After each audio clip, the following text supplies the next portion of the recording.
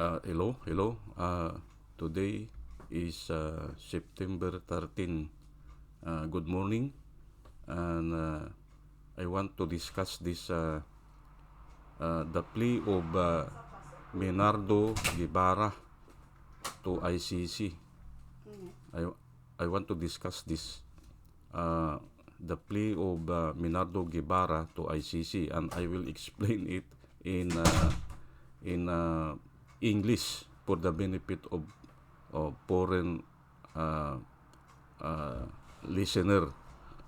But I will repeat this in Tagalog tomorrow about this Menardo Guevarra plea to ICC.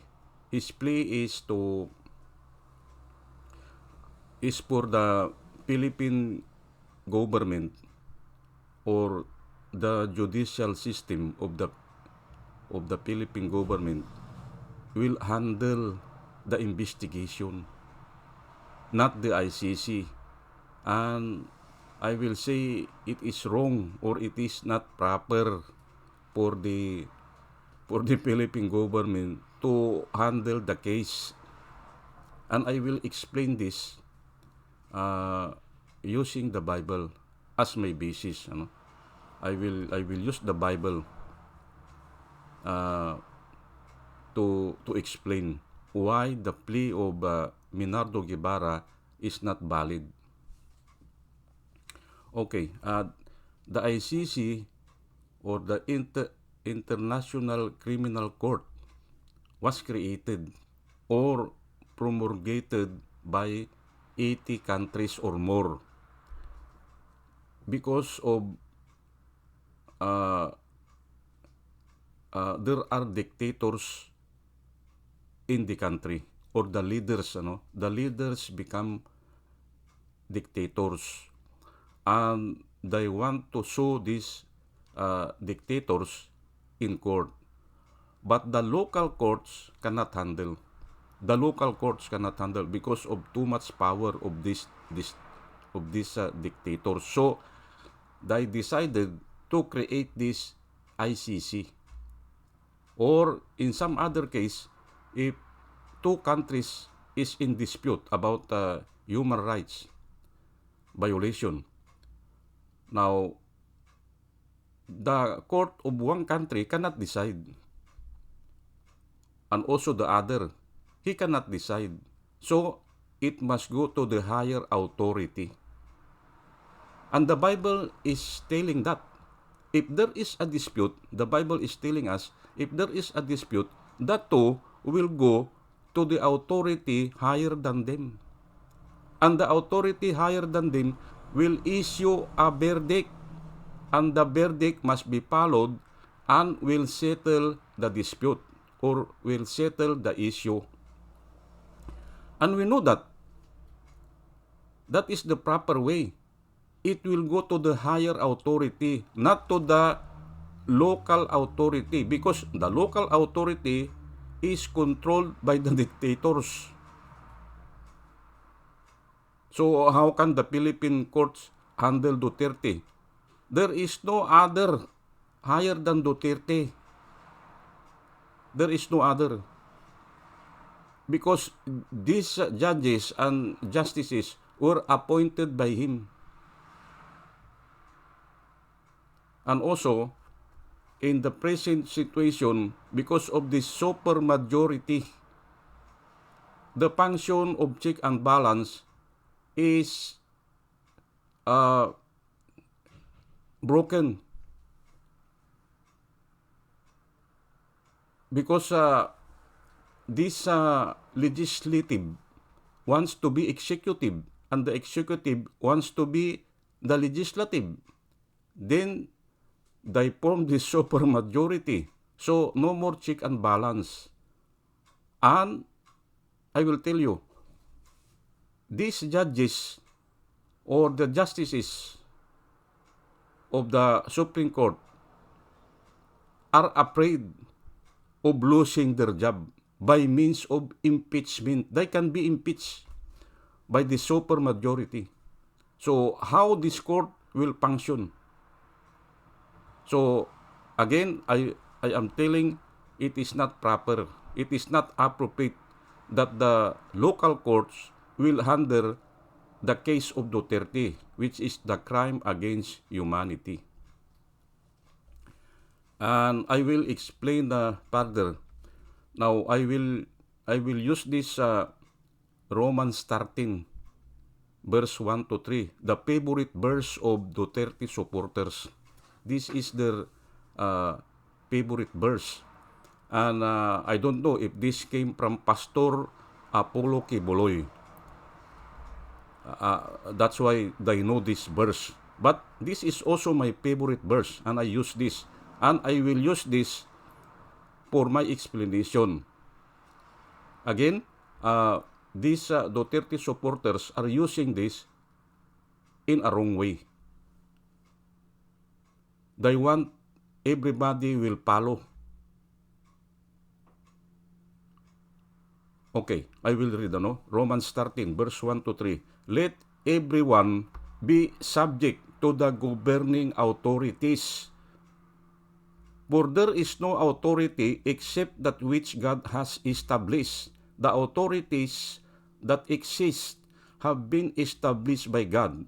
Consequently, whoever rebels against the authority is rebelling against what God has instituted, and those who do so will bring judgment on themselves.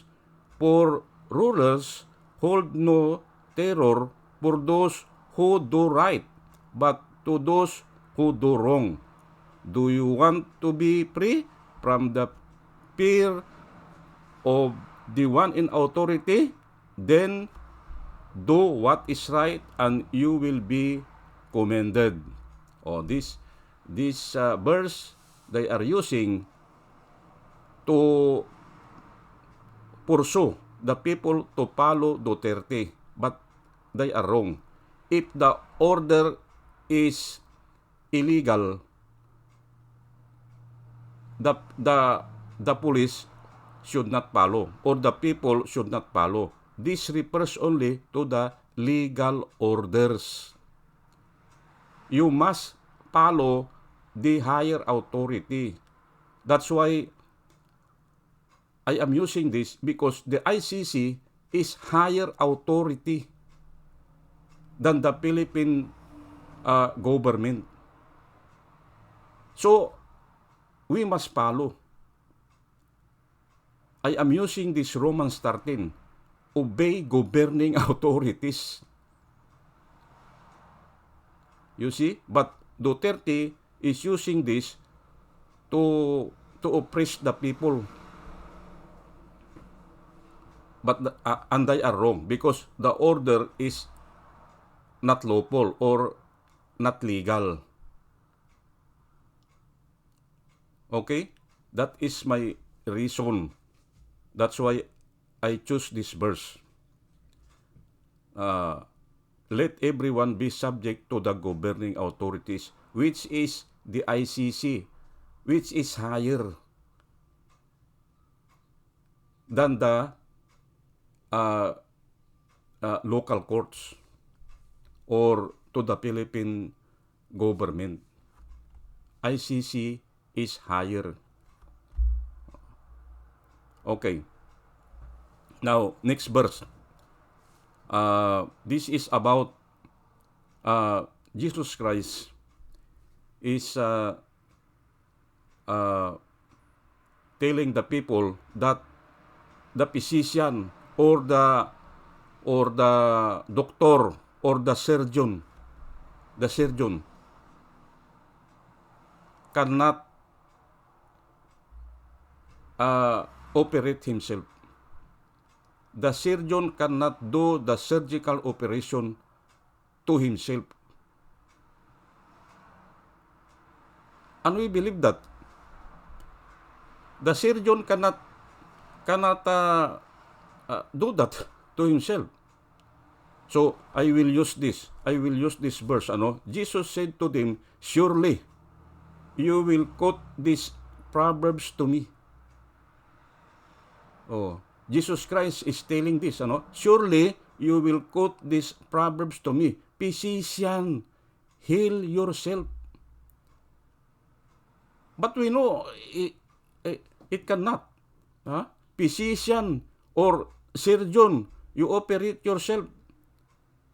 It cannot. The physician cannot. So in the same way, Guevarra cannot testify for himself. Or Duterte cannot investigate for himself, or Guevarra cannot testify, because they are of the same. Let somebody will testify or investigate for them, which is higher in authority. I repeat, surely you will quote these proverbs to me. Physician, heal yourself. So I am asking also Guevarra, if can Guevarra investigate himself? No. Okay, and we will come now to the last verse. This is about Jesus is telling about this testimony, no? Or he is Jesus is telling correctly, and that is 2,000 years ago. If Guevarra cannot investigate himself, now Guevarra cannot testify for himself because of this verse. Now I will tell you the story, or I will read first. In John 5 verse 31, if I testify about myself, Jesus said, Jesus Christ is telling this, if I testify about myself, my testimony is not valid. And that is correct. So, in other version, my testimony is nothing, or is not counted. So Jesus Christ state this. But what is the story? Okay, the story is something like this, Jesus Christ is preaching about himself, that he is the Son of God, that he came from God, that his Father was God. He is telling the people, he is claiming that. And then the people is asking him, here you are again. The people is telling, here you are again. You are testifying for yourself. In any court of law, your testimony is not valid. The people is telling, here you are again. You are testifying for yourself. Your testimony is not valid in any court of law. They are telling. The people are telling. And that is correct. And then, Jesus Christ repeat, if I testify for myself or about myself, my testimony is not valid. And he believed that. But Jesus said that he has so many witnesses. Many. Number one is God, or his Father, wherein 2 times God, one is in the Jordan River. God tell, this is my beloved Son, in whom I am well pleased. This is my beloved Son. they hear that, in whom I am well pleased. Oh, he is pleased with his son. And on the Mount of Transfiguration, again, the Father said, "This is my beloved son, the Son, in whom I am well pleased. Hear him." So, another testimony is, according to Jesus, Moses testified about me. He wrote about me. And another testimony is the testimony of John the Baptist. Oh, John the Baptist testified about Jesus. But the last one is the most important. Jesus Christ say to the people, if you will not, if Jesus Christ is telling to them, if I did not do the things I do in front of you, which are the miracles, these are miracles. If I did not do not believe me. But if I do, even if you do not believe me, Jesus Christ said, even if you do not believe me, believe my works. Oh, he has a works. Believe my works. So, that is his testimony, the works that nobody can do. Jesus Christ is telling. So, I will go on this, What is the work of Guevarra? Or what is the work of the justice system? What did they do to Dilima? That is their work. What they do to Maria Risa of Rappler? That is their work. And we believe that. There is injustice to the case of Dilima and Maria Risa of Rappler.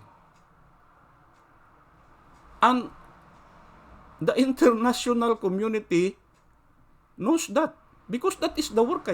Believe the works. So, I will tell again that the plea of Menardo Guevarra is not valid because of that work. 6 years, almost 6 years, Dilima is in prison. And 3 of the witnesses who are convict felon, who are or convict, convicted felon, they recant their testimonies. They recant, telling it is not true. They only forced to do that because of their life.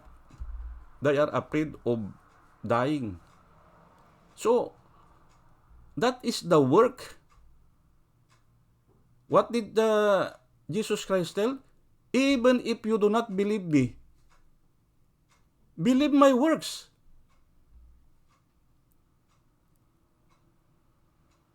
Those miracles. So, the people cannot answer.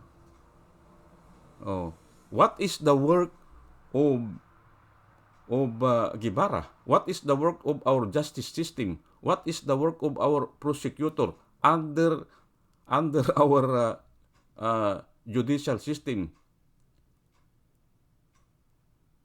It is not good. It is injustice. And also, I would like to answer those who are Duterte supporters who are telling why the ICC is not going after those bandits or the outlaw or the criminals in the mountains. They are not reading. They do not know what is the function of the ICC. The ICC will not go there in the mountain, will not catch or will not chase these criminals who are kidnapped for ransom, who are killing people that is not their function. Their function is to bring the dictators to justice. That is their function. Who abuse their power, who pretend that they are good, but in reality, they are killing their people. That is their function. Not the Abu Sayyaf or Abu Sabaya. That is the function of the police and the military to catch those criminals, or the international police. What happened to Abu Sabaya? He was caught by special forces of the US Navy. That is their function, not the ICC. The ICC was promulgated those who are leaders who become dictators and abuse their power. They kill their own people without going to the court, or without being heard, the right to be heard. Oh. So, I will repeat again, the plea of Menardo Guevarra that the ICC should stop and let the judicial system of the Philippines hear or try the case of Duterte, which is the crime against humanity. His plea is not valid because of this verse. Okay, and I think it is good now. Tomorrow I will repeat this in Tagalog. Again, good morning, and today is September 13, and may God will help us or guide us, and thank you for listening. Thank you very much.